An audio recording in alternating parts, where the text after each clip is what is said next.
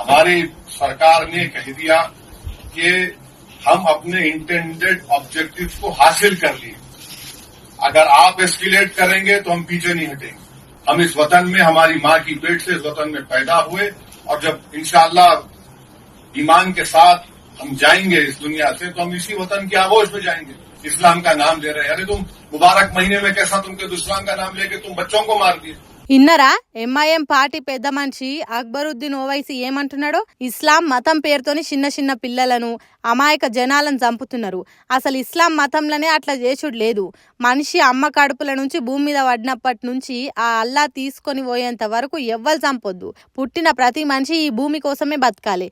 కానీ ఇస్లాం మతాన్ని తప్పుదోవ పట్టిస్తున్నది పాకిస్తాన్. అంతేకాదు భారతదేశంతోని పరాస్కాలాడుతున్నది.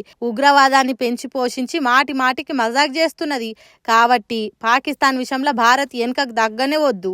మేము సర్కార్కు సంపూర్ణ మద్దతు ఇస్తున్నాం అన్నట్టు మాట్లాడిండు.